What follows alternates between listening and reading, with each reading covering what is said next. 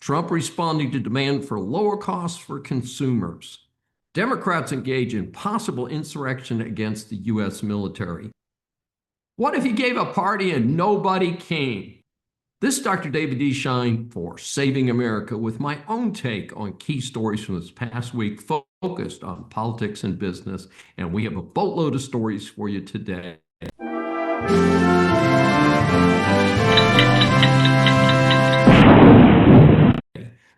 Trump responding to demand for lower costs for consumers. President Trump reversed course by reducing tariffs on some items like beef, coffee, and tropical fruit in response to pressure to lower the cost of living. This was blamed on the losses for the GOP on November 4. I do not personally subscribe to this opinion, but if we do not make something or do not make enough of it, then we should freely import it. Coffee is excellent. For the U.S., coffee is grown in Hawaii. It's wonderful coffee and used to be grown in Puerto Rico. Of course, everything in Hawaii is expensive. The outbound population of young people from Puerto Rico resulted in discontinuing coffee production since they didn't have the labor to raise it and harvest it. So largely, we're dependent on certain countries to export it to the U.S. Reducing those coffee tariffs makes perfect sense to me. The countries getting a break include Ecuador, Guatemala, El Salvador, and Argentina. Note that Colombia and Brazil, two countries which could help to fill the gap, were not on at least this preliminary list. This ties with my recent comment that Trump feuding with nearby allies helps no one. He should stay out of the internal battles in other countries, especially our allies. In my opinion, the biggest target has to be beef. Even at major big box operations like Costco and Sam's Club, beef is unbelievably expensive. Of course, a week earlier, Trump announced opening the beef market to imports, and the U.S. cattle operators objected. Hey, you can't win for losing. While the reduction in food prices might help, the surge caused by the Biden-Harris misadministration has also jacked up the cost of housing, medical care, and college, which is haunting many Americans. Not sure how quickly those fixes might come, if any. Democrats engage in possible insurrection against the U.S. military. A famous oxymoron is military intelligence. I remind my audience of this as I was shocked to hear that 6 Dem members of Congress, allegedly having served in the U.S. intelligence community, released commercials addressed to members of the military, current members. The commercials claim to remind the active military that they can ignore commands from their leaders that call for them to commit criminal acts. As the son of a career military man and a supporter of the U.S. military superiority, I am outraged that anyone in the U.S. would call for something like this. It shows how far into the sewer the Dems have sunk. Of course, if this had been run during the Biden-Harris administration disgrace, it might have made a teeny bit of sense.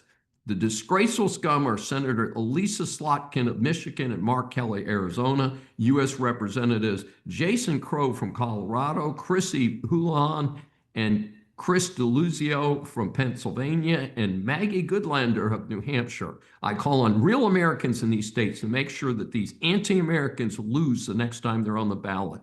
I believe the current push to clean up the military is the right one. The purpose of the military is to protect the United States from its enemies, foreign and domestic, and that includes drug runners, folks.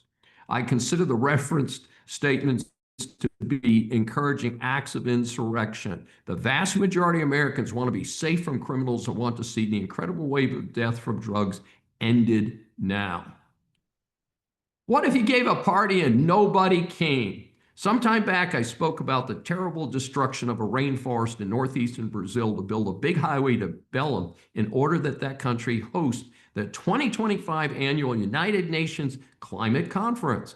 2 years ago, 150 heads of government showed up in Dubai. This year, only 53 showed up. This vividly documents the beginning of the end of the climate hysteria that has gripped much of the world for the last decade or so.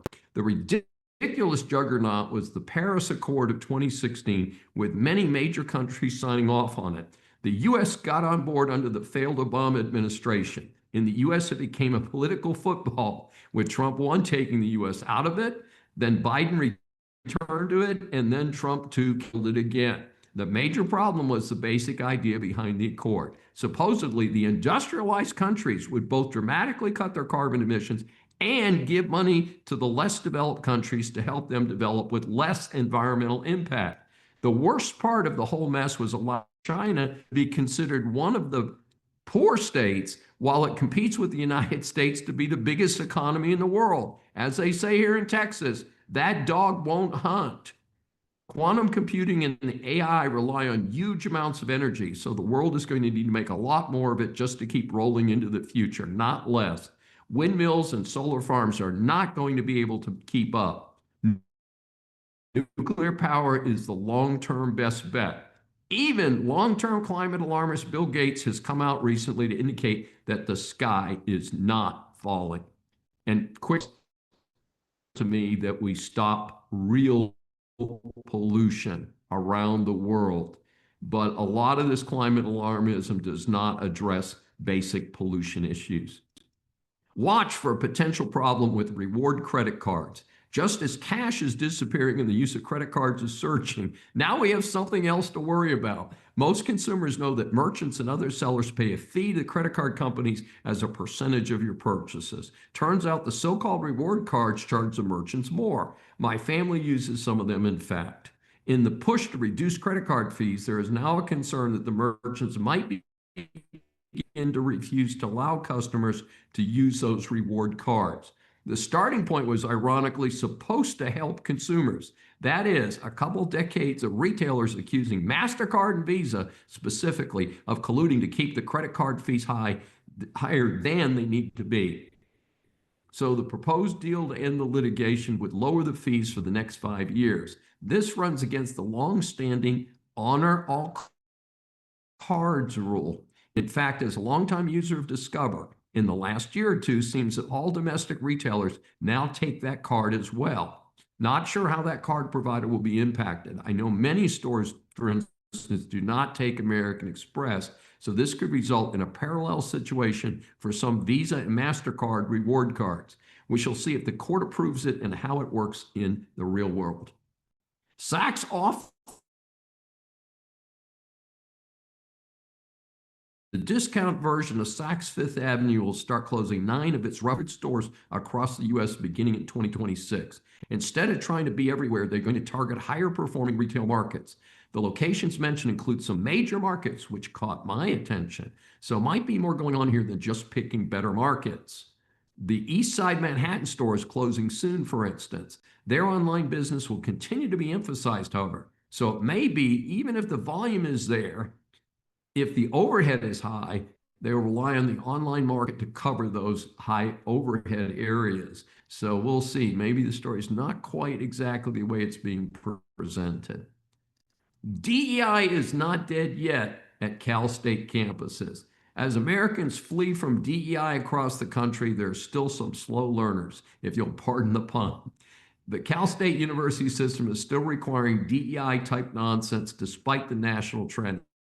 In fact, a number of sensible states have banned their state universities from having anything to do with DEI in its training companion, CRT. And so it takes some doing to root it out. Smart governors and legislatures are doing some investigations to make sure their schools are cleaning house. So Cal State campuses are requiring students to waste time and money on at least one DEI or CRT type course. We're talking about courses on things like race, sexuality, and climate change. The names of some of the courses that meet these requirements are just hideously stupid. Fine-tuning Trump's $2,000 rebate. As I've said on prior Saving American Unscripted Politics episodes, the U.S. is up to its eyeballs in debt. If the tariffs continue and produce a positive cash flow, all of it should be used to pay down the debt. Lately, Trump has specifically been promising a $2,000 tariff rebate check to Americans. Not sure where that number comes from. Further, I think any distribution should wait until after SCOTUS decides if Trump even has the power to negotiate tariffs in the first place. In the meantime, Treasury Secretary Scott Bessent has now chimed in to say that there will likely be an income limit. He has suggested that families making over $100,000 will be excluded. Of course, this is on top of other tax giveaways like no tax on tips and overtime. In other words, not thrilled with it and even less thrilled with it given the latest adjustments. Trump may sue the BBC for billions. Trump is one of the more litigious people running around. This latest tiff is no exception. The BBC, for some unexplained reason, took Trump's January 6, 2021 speech, chopped it up, and ran a damaging clip. Nobody disputes that. However, two key BBC people resigned over the mess, and there's been an apology. Trump plans to sue the BBC for $5 billion in damages. He is still president and he can't run again. So what are his damages? It causes me heartburn when the U.S. fusses with one of our close allies. There are smarter ways to resolve this issue, and I hope it goes in that direction. He is doing this while calling China and Russia's leaders smart guys, his friends. Let's tell the truth about those two murderers and let our allies work with us, not against us. Unleash Prosperity confirms that New York City and New Jersey are bleeding big time. The think tank Unleash Prosperity has released a report that I'm pretty sure surprises few in my audience. The exodus of hardworking, higher wage earners from high tax New York City and nearby New Jersey is serious and is resulting in major wealth transfers from blue areas to so-called red areas in the United States. And I'm surprised that when consumers supposedly are worried about the cost of living, they voted for candidates who will likely raise taxes and the cost of living, not lower it. That is why I question the proffered reason for the November 4th election results. The folks voting for these clowns are hardcore Dems or illegals voting to keep who they think will continue their handouts. In contrast, many Republican and independent voters sat out the election figuring their votes wouldn't make a difference. And that's a problem, folks. I encourage people to vote, vote, vote. Vote in the primary, vote in the runoffs, vote in the regular elections. Get out there and be part of America and creating the better democracy for the future. New research on a serious disease, lupus. I've been aware for a long time about the serious health consequences of the disease lupus. That is because I had close friends who were diagnosed with the disease and after very tough struggles passed away well before their time. A new study has indicated that the very common Epstein-Barr virus may be tied to lupus. It is estimated that 95% of the population experiences it at some point. Lupus is an autoimmune disease which presently does not have a cure.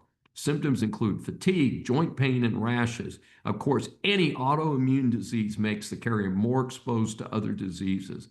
The Lupus Foundation of America estimates that 1.5 million people in the United States and 5 million women of childbearing age, but men, children, and seniors may also develop lupus. Other facts about lupus: 1 in 2,000 people are diagnosed with lupus. 9 out of 10 cases occur in women. 16,000 new cases of lupus are reported each year. Lupus nephritis, kidney disease caused by lupus, is the most common severe complication. 65% of people with lupus list chronic pain as their most difficult symptom. 1 in 3 people with lupus also have other autoimmune diseases.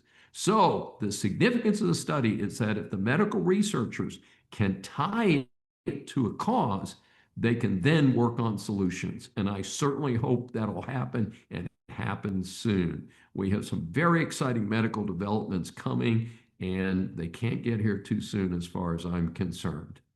This is Dr. David D. Schein. Thanks for joining me for this special edition of Saving America. Remember, a new Saving America show is aired on the Brushwood Media Network every Saturday at 11 a.m. Eastern Time. Listen on any of the 16 network stations, Apple or Google mobile app, Apple CarPlay, TuneIn, Smart Speaker, and all smart TVs. Find more information at the brushwoodmedianetwork.com. Please be sure to join us each week. We welcome and love your feedback from our growing audience.